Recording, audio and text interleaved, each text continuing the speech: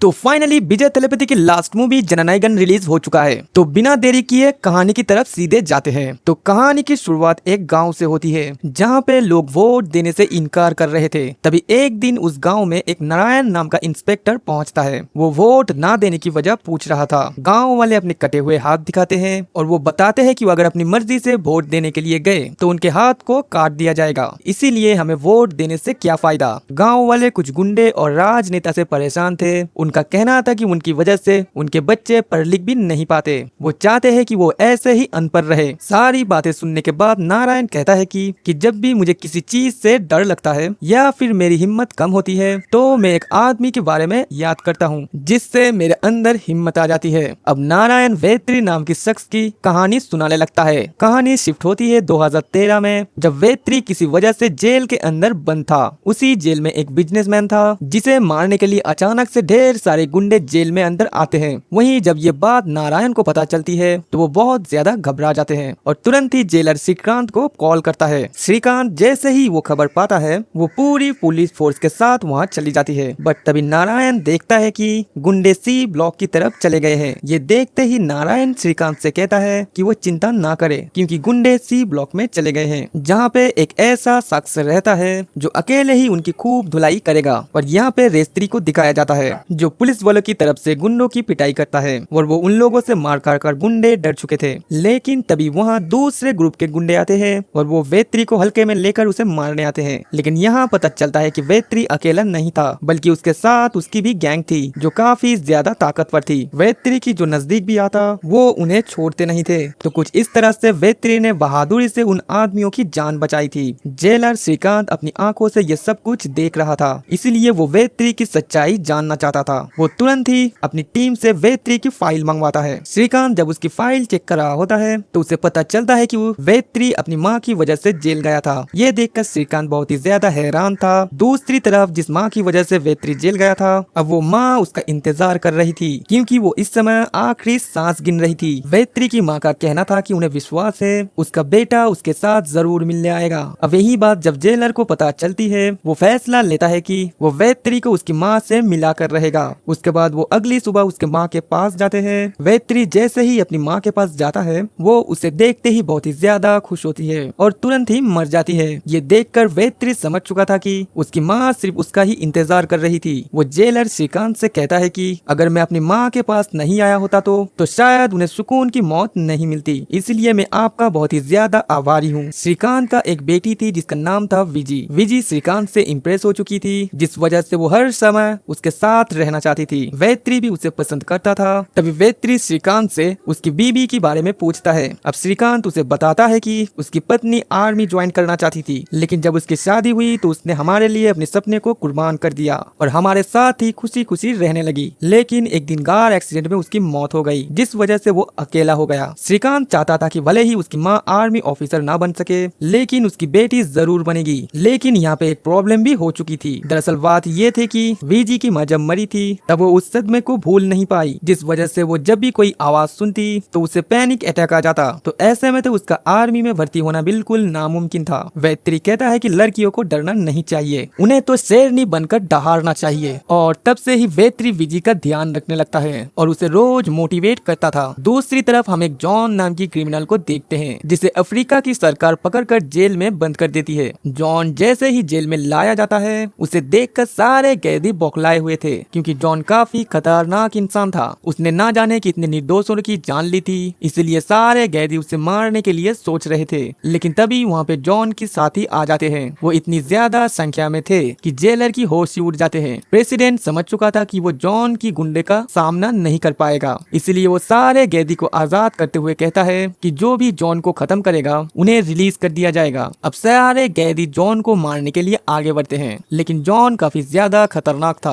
और वो ऐसे ही एक एक करके सारे कैदी को बहुत ही बेरहमी से मार रहा था। वहीं थोड़ी देर में उनकी साथी भी जेल के अंदर एंटर कर चुकी थी। वो सारे कैदियों को जान से मार देते हैं और चारों तरफ लाश से बिछा चुकी थी। उसके बाद जॉन प्रेसिडेंट को एक रस्सी से लटका देते हैं और उसे गोलियों से भून देते हैं। और यहाँ हमें मालूम चलता है कि जॉन अफ्रीका में प्रेसिडेंट को मारने के लिए आया था, इसीलिए उसका बॉस उसे कहता है कि इस बारे में किसी को भनक नहीं लगना चाहिए। तो यहाँ पे जॉन हर हाल में प्रेसिडेंट को मार देता है और सुआसिया यहाँ पर कब्जा कर लेते हैं। हैं। दूसरी तरफ वेत्री को पता चलता है कि श्रीकांत को उसकी वजह से सस्पेंड कर दिया गया था, क्योंकि श्रीकांत ने रूल के खिलाफ जाकर वेत्री को अपनी माँ से मिलाया था। उस वजह से उसका सीनियर उसे सस्पेंड कर देता है। लेकिन श्रीकांत ने आने वाले 15 अगस्त के दिन उन्हें रिहा करना था ना, इसलिए उसने वेत्री का भी नाम डाल दिया था, जिस वजह से वेत्री जेल से छूट जाता है। जेल से छूटने के बाद वेत्री श्रीकांत के घर चला जाता है। वो उससे कहता है कि उसे नहीं मालूम था कि मुझे मेरी माँ से मिलाने से तुम्हारी नौकरी चली जाएगी,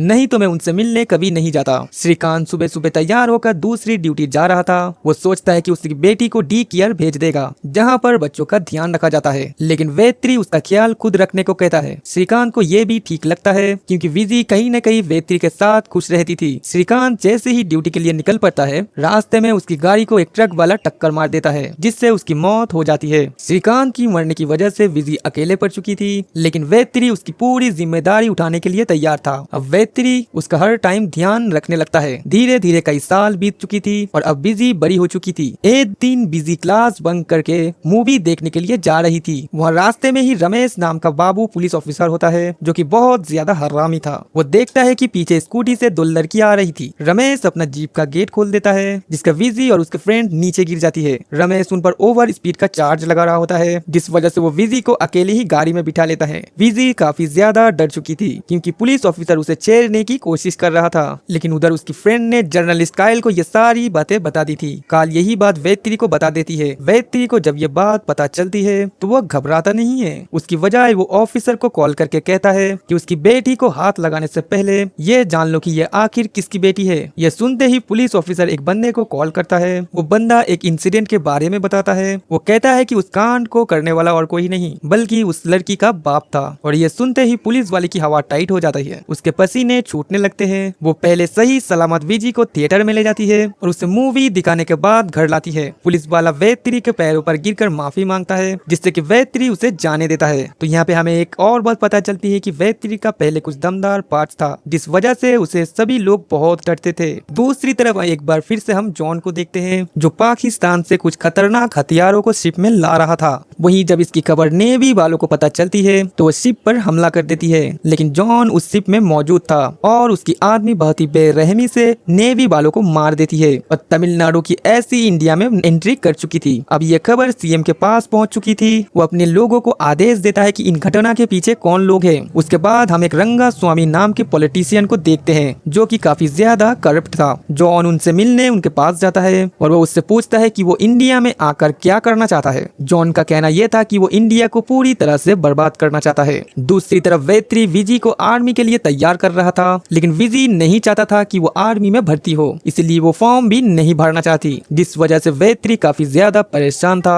क्योंकि वो चाहता था कि विजी आर्मी ज्वाइन करे अपनी माँ का सपना पूरा करने के लिए। तभी वेत्री को पता चलता है कि विजी कायल की हर बात मानती थी, जिस वजह से वेत्री कायल के पास जाता है और उसे सारी बातें बताते हुए उसे फॉर्म भरने के लिए कहता है। कायल भी उसकी बात मान जाती है। वो विजी को बहुत ज्यादा समझाती है, जिससे विजी आर्मी का फॉर्म भर देती है। वेत्री ये देखकर बहुत ज्यादा खुश होता है। उसके बाद वेत्री अपने फ्रेंड के साथ सड़क पर जा रही थी, तभी उसकी नजर एक टेडी बियर पर पड़ती है। वो उसे देखते ही दौड़ते हुए उस लड़की के पास जाती है और उसे मारने लगती है। विजी काफी ज्यादा डर चुकी थी। वहीं वेत्री उसे चुपचाप देख रहा था। वो हैरान था कि आखिर वेत्री उस टेडी बियर को देखते ही चिल्लाने क्यों लगी। उसके बाद वेत्री छानबीन शुरू करता है। वो सबसे पहले विजी की उस कमरे में जाता है जहाँ पर उसकी माँ की चीजें रखी हुई थी। तभी वेत्री को एक टेडी बियर मिलता है, तो वो उस टेडी बियर को चेक करता है तो उसके अंदर एक खास तरह की गन थी। ये देखकर वेत्री हैरान था कि आखिर ये गन श्रीकांत के पास कैसे। अब वेत्री उसके साथ मिलकर उस टेडी बियर के बारे में जानने की कोशिश करता है। तभी उन्हें सारी बातें पता चलती है। दरअसल यहाँ पे कुछ ऐसा हुआ था कि जो गन सप्लायर थी तो वो उन टेडी बियर के जरिए ही सप्लाई करती थी, और ये सब कुछ चाइना से होता था।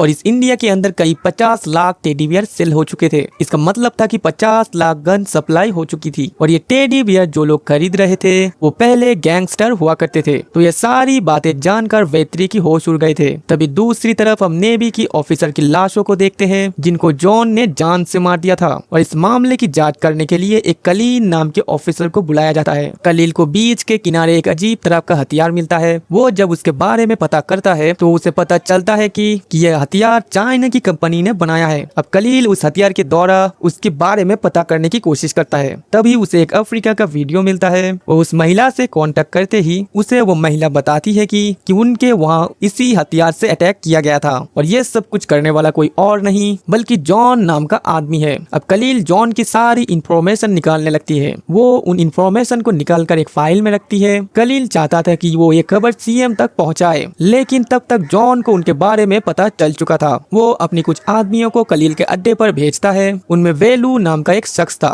वो कलील पे हमला कर देते हैं और उनके रिसर्च करने वाली जगह को तबाह कर देते हैं, लेकिन कलील किसी तरह वहाँ से भाग निकलते हैं। कलील जब रास्ते से जा रहा था तो उसे विजी दिखाई देती है। साइंटिस्ट कलील वो जानता था कि वो सीएम तक नहीं पहुँच पाएगा, जिस वजह से वो विजी को फाइल दे देता है और कहता है कि वो उसे सीएम को दे देगी। विजी भी उसकी बात मानकर फाइल सीएम तक पहुंचा देती है। सीएम को जैसे ही फाइल मिलती है वो हैरान था, लेकिन तभी हमें पता चलता है सीएम जॉन से मिला हुआ था। वो जॉन को उसकी फाइल दे देता है और उसे पता चलता है कि उसे ये फाइल विजी नाम की एक आदमी ने उसे दिया था, इसीलिए उसे खत्म करना बहुत ज्यादा जरूरी है। तो इसी किसी तरह विजी भी जॉन की चंगुल में फंस चुकी थी। दूसरी तरफ विजी की घर एक रिश्ता आया था। विजी उस लड़की से बहुत ज्यादा प्यार करती थी जिसका नाम था कार्तिक, लेकिन कार्तिक उसके बाप को नीचा दिखाने लगता है और वो कहता है कि उसका बेटा इतना ज्यादा अमीर है कि उसके साथ प्यार नहीं करता, तो वो कभी भी ऐसे गरीब परिवार में शादी नहीं करता। लड़के का पिता विजी की पढ़ाई को लेकर भी कमेंट करता है, जैसे कि उसे पढ़ाई छोड़कर घर पे रहना होगा। ये सारी बातें सुनने के बाद वेत्री का दिमाग खराब हो जाता है और लड़की के पिता को बहुत ज्यादा डांटता है। वो गुस्से से उन्हें भगा देता है। वेत्री ने इस रिश्ते को साफ साफ मना कर दिया था। वो विजी को बताता है कि ये लड़का ठीक नहीं है, इसीलिए उसे भूल जाओ। यहाँ पे विजी काफी ज्यादा इमोशन हो चुकी थी। वो उल्टा वेत्री को ही बोलने लगती है। उसका कहना था कि वो आर्मी में भर्ती नहीं होना चाहती, वो तो शादी करके घर बसाना चाहती है,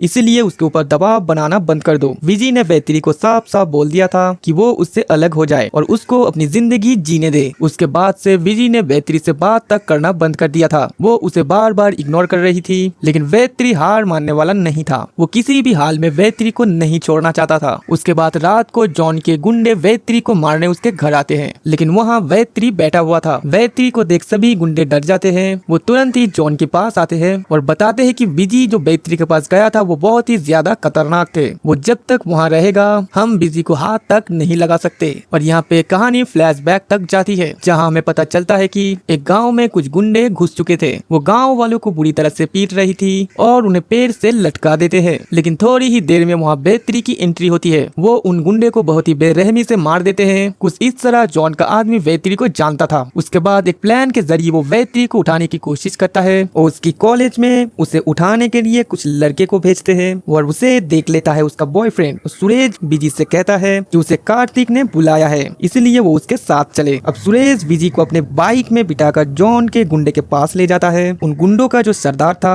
वो विजी को पूरी तरह से पीटता है और उसे साइंटिस्ट कलील के बारे में पूछ रहा था। विजी का कहना था कि उसने तो उसे सिर्फ फाइल दी थी, वो उनके बारे में नहीं जानती। विजी की बातों को सुनकर उसे विश्वास हो चुका था कि उसे कुछ पता है, लेकिन जॉन का आदेश था कि उन्हें खत्म कर दे, इसीलिए उसे मारने के लिए एक बंदा आगे बढ़ता है। वही जब दूसरी तरफ वेत्री विजी को रिसीव करने के लिए कॉलेज गया था तो उसे पता चल चुका था कि एक सूर्यस नाम का लड़का विजी को लेकर गया है, जिस वजह से वेत्री उसका नंबर ट्रेस करके उसे ढूंढ लेता है और उस लोकेशन पर पहुंच चुका था। वो विजी की हालत देखकर काफी ज्यादा गुस्सा हो जाती है और सभी को बहुत ही बेरहमी से मौत की घात उतार देता है। इतने में ही जॉन अपने एक बंदे पर कॉल करता है और उससे पूछता है कि क्या उसने उस बंदे को खत्म कर दिया, लेकिन बट उसके आदमी वीडियो कॉल के जरिए वेत्री को दिखाता है, जिसे देखकर जॉन की आंखें फटी की फटी रह जाती है। यहाँ हमें पता चलता है कि वेत्री और जॉन पहले ही दोनों पुलिस ऑफिसर रह चुके थे, लेकिन किसी वजह से उनकी दुश्मनी हुई। उसके बाद रंगा स्वामी जॉन के कहने पर वेत्री को लगभग 23 बार मारने की कोशिश करी, लेकिन हर बार वेत्री उनके गुंडों को मौत के घाट उतार देता। जॉन वेत्री को धमकाता है कि अब पहले वाला कमिश्नर इंग्लिश पुजारी नहीं है, वो अब और भी ज्यादा खतरनाक बन चुका है। तो यहाँ पर वेत्री भी उसकी चैलेंज को एक्सेप्ट कर लेता है। तो दोस्तों कहानी अब फ्लैशबैक में जाती है। हम देखते हैं कि एक रंगा स्वामी नाम की पॉलिटिशियन होता है जो कि बहुत ज्यादा करप्ट था। वो नकली शराब बेचने का धंधा करता था। तभी एक दिन नकली शराब पीने की वजह से गांव के सभी लोग मर जाते हैं, जिस वजह से वहाँ के लोग बगावत कर देते हैं। वो सड़कों पर उतर आए थे, तभी उन्हें कंट्रोल करने के लिए पुलिस वालों को भेजा जाता है। वो उन्हें प्रोटेस्ट करने से रोक रहे थे, लेकिन गाँव वाले नहीं मानते, जिस वजह से रंगा स्वामी के कुछ गुंडे गाँव वाले की भीड़ में घुस जाते हैं और पुलिस वालों को ही मारने लगते हैं। वहीं पुलिस वालों का सीनियर उन्हें आदेश देता है कि वो सभी को गोलियों से भून दे। तो कुछ पुलिस वाले प्रोटेस्ट करने पर लोगों को अंधाधुंध गोलियां चलाता है, जिससे बहुत सारे लोगों की मौत हो जाती है। ये नजारा देख देखकर रूह कांप उठती है। वहीं एक औरत भी होती है जिसकी पति की मौत हो चुकी थी, इसलिए वो भी आंदोलन शुरू कर देती है और इस मामले को रफू दफू करने के लिए कमिश्नर को बुलाया जाता है और उसके साथ डीएम शीला भी मौजूद थी। अमरीश को जब ये पता चलता है कि इस मामले का जिम्मेदार रंगास्वामी है तो वो उसके घर जाता है। अमरीश उसे गिरफ्तार करना चाहता था बट वो इतना ज्यादा पावरफुल था कि उसका आदमी सारे पुलिस वालों को घेर लेते हैं, जिस वजह से रंगास्वामी शीला को भी पकड़ लेता है और अमरीश के कपड़े उतारकर खूब बेइज्जती करता है। दूसरी तरफ वो औरत लगातार आंदोलन कर रही थी जिस वजह से सरकार पर दबाव आ रहा था। तभी रंगास्वामी की बेटा उसकी बेटी को उठा लेता है और उसे धमकाता है कि वो इस मामले से दूर रहे, पर वो औरत इतना ज्यादा बहादुर थी कि फिर भी हार नहीं मानती। उसके बाद रंगास्वामी उस औरत को खत्म करने का ही प्लान बनाता है, लेकिन दूसरी तरफ एक दूसरे इंस्पेक्टर को बुलाया जाता है जिसका नाम था थैलापति। थैलापति मामले की जांच शुरू करता है। वो देखता है उस औरत को कुछ लोग मारने जा रहे थे। तभी थैलापति बड़ी बेरहमी से उन लोगों को मारता है और रंगास्वामी को कॉल करके बताता है कि उस औरत का बेटी को भेज दे, नहीं तो मैं उसे नहीं छोड़ूंगा। थैलापति सोचता है कि रंगास्वामी उस लड़की को छोड़ देगा, पर रंगास्वामी उस लड़की को जान से मार दिया था, जिस वजह से रंगास्वामी काफी ज्यादा गुस्से में आ जाती है। उसके बाद रंगास्वामी उसे अपने घर बुलाता है। वेत्री उसके साथ मिलने के लिए उसके घर जाता है। वहाँ पे एक साथ वो दोनों खाना खाने बैठे थे। रंगास्वामी बार बार उस औरत की बेइज्जती कर रहा था और उसे थप्पड़ भी मारता है, जिसे देख रंगास्वामी का बेटा जोर जोर से हंस रहा था। लेकिन तभी वेत्री एक ही बार में रंगास्वामी की बेटे को खत्म कर देता है और ये देखकर रंगास्वामी की आंखें फटी की फटी रह जाती है। वहीं बाहर रंगास्वामी की गुंडे पुलिस को रोक रहे थे, लेकिन वेत्री ने कुछ गुंडों के ऊपर बम फिट कर दिया था, जिस वजह से वो वहाँ से भाग जाते हैं। उसके बाद वेत्री रंगास्वामी को कोरे से मारते हुए बाहर लेकर आता है और कुछ इस तरह उसने उसे गिरफ्तार कर लिया था। दूसरी तरफ अमरीश पुजारी अपनी अपमान को भूल नहीं पा रहा था, जिस वजह से उसने खुद को कई दिनों से लॉक कर दिया था। वो सोच रहा था कि सबके सामने अपना मुंह कैसे दिखाऊं। तभी एक दिन उसके अंदर की आत्मा से आवाज आती है, उसे बताता है कि उसे अब इस दुनिया पे राज करना है। वो ये सब कुछ छोड़कर पॉलिटिक्स ज्वाइन कर ले, जिससे वो सबको अपने कदमों तले रखेगा। तो यहाँ पर उसकी अंतर आत्मा उसे बहुत ही ज्यादा मोटिवेट करती है, जिससे अमरीश का मूड ही बदल जाता है। वो पुलिस की नौकरी से इस्तीफा दे देता है। अमरीश सबसे पहले रंगास्वामी के पास जाता है। उसे कहता है कि उसे अपने अपमान का बदला नहीं लेना है, बल्कि वो उससे हाथ मिलाना चाहता है। अमरीश का प्लान था कि वो रंगास्वामी को चीफ मिनिस्टर बनाएगा और खुद मिनिस्टर बन जाएगा और कुछ इस तरह से वो राज करना चाहते थे। उसके बाद अमरीश एक बहुत बड़ा कदम उठाता है। वो कुछ लोगों के साथ मिलकर बम बनाता है और पूरे शहर में जगह जगह सेट कर देता है। तभी एक बंदे को इस बारे में पता चल चुका था। वो तुरंत ही वेत्री के पास आता है और उसे बताता है कि अमरीश इसी आदमी के साथ मिलकर शहर में ब्लास्ट करने का प्लान बना रहा था। ये सुनते ही वेत्री की होश उड़ जाते हैं। वो तुरंत ही वहाँ से निकल जाते हैं, लेकिन तभी शहर में चारों तरफ ब्लास्ट होते हैं, जिससे कि बहुत सारे लोग मारे जाते हैं। वेत्री गुस्से से अमरीश के पास पहुँचता है और उससे पूछ रहा था कि उसने आखिर ये क्यों किया। वो तो एक ईमानदार ऑफिसर था। अमरीश उसे बताता है कि इस ब्लास्ट की वजह से रूलिंग पार्टी टूटकर बिखर जाएंगी, फिर हम नई पार्टी बनाएंगे, पूरी जनता हमें सपोर्ट करेंगी। यहाँ पर बातों ही बातों में अमरीश वेत्री पर गोली चला देता है, पर वेत्री को गोली नहीं लगती। वेत्री अमरीश को ही गोली मार देता है। उसके बाद वेत्री को पकड़ लिया जाता है। वेत्री पर आरोप लगाया जाता है कि उसने ही कुछ टेररिस्ट से मिलकर ये ब्लास्ट करवाया था। हम देखते हैं कि उसकी माँ उसके खिलाफ गवाही दे देती है। हालांकि उसकी माँ मजबूर थी, क्योंकि गांव वालों में रंगास्वामी के आदमी ने उन्हें खूब मारा था। उसका कहना था कि उसकी बेटे के खिलाफ अगर गवाही नहीं देगी तो गांव वालों को मार दिया जाएगा। उसके बाद कहानी प्रेजेंट टाइम में आती है। सारी सच्चाई जानने के बाद विजी वेत्री से माफी मांगती है। वो कहती है कि मैं आज से आपकी हर बात मानूंगी। अगले दिन वेत्री विजी को लेकर आर्मी कैंप जाता है। वो वहाँ पे उसे ट्रेनिंग देना चाहता था, लेकिन जो कोच था उसे लड़कियों को लेकर काफी ज्यादा गलत होती है। वो कहता है कि लड़कियां हर मामले में कमजोर होती है। जब ये बात कोच बोल रहा था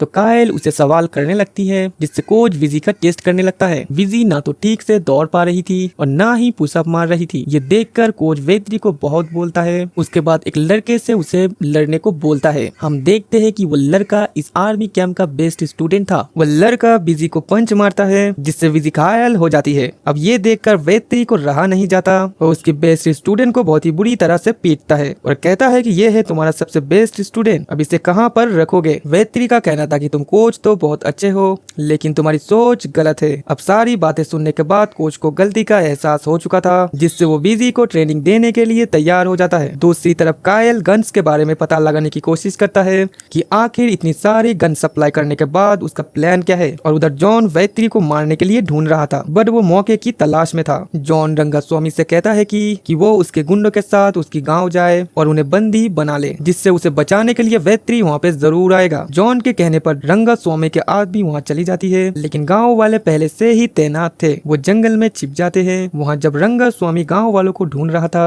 तो गाँव वालों चारों तरफ से उसे घेर लेते हैं। वेत्री उन्हें पकड़कर एक घर में लाता है। रंगास्वामी के साथ साथ उसने उसके पार्टी के नेताओं को भी पकड़ लिया। वो उन्हें कोड़े से बहुत मारता है और जॉन के प्लान के बारे में पूछता है। हालांकि रंगास्वामी उन्हें नहीं बताना चाहता था, लेकिन वेत्री उसे धमकाता है, जिससे रंगास्वामी सारी सच्चाई बता देता है। वो कहता है कि जॉन को जब गोली लगी थी तो उसे बचा लिया गया था। वो सोचता है कि अगर वो यहाँ रहा तो कभी न कभी उसका सच्चाई बाहर आ जाएगी, इसीलिए जॉन अफ्रीका चला जाता है। उस समय कुछ लोग कंपनी खोलने के बहाने छोटे छोटे देशों में इंटर कर रही थी और फिर उस पर कब्जा भी कर रही थी। तो जॉन भी उन कंपनी वालों से हाथ मिला लेता है और सबसे पहले वो अफ्रीका की स्वासैन्या पर कब्जा कर लेता है। उसके बाद वो टॉय फैक्ट्री में ढेर सारे खिलौने बनाते हैं और उन्हीं के जरिए गन सप्लाई करता था। उसका प्लान था कि हर आदमी के पास एक गन हो, फिर वो उन्हें जाति और धर्म के खिलाफ भड़काता था, जिससे वो एक दूसरे को खत्म करने थे। तो कुछ इस तरह जॉन ने बड़ा साम्राज्य खड़ा कर लिया था। उसके बाद उसकी नजर इंडिया पे पड़ती है। वो इंडिया में भी सभी को गन सप्लाई करते हुए धर्म और जाति के खिलाफ लड़वाना चाहता था। तो ये था जॉन का असली प्लान। उसके बाद जॉन हेडक्वार्टर पर हमला करके सीएम और राज्यपाल समेत सारे लोगों को बंदी बना लेता है और सीएम की सेक्रेटरी शीला से कहता है कि उसकी कुछ मांगे है वो उसे पूरी कर दे, नहीं तो पूरा देश ही शमशान बन जाएगा। जॉन कहता है कि सारे पुलिस स्टेशन बंद कर दिया जाए और नेटवर्क को भी जाम कर दिया जाए। शीला की उसकी शर्त मंजूर नहीं थी, इसीलिए वो आर्मी को बुलाकर ऑपरेशन शुरू करती है। हम देखते हैं कि ढेर सारे लोग आर्मी क्वार्टर को चारों तरफ से घेर लेता है। वो अंदर जाने की सोच रहे थे, तभी जॉन बाहर की दीवारों पर ब्लास्ट करता है। हम देखते हैं कि उनमें से ढेर सारे रोबोट निकलते हैं जो बेहद ही खतरनाक थे। जॉन ने उन्हें चाइना से मंगवाया था।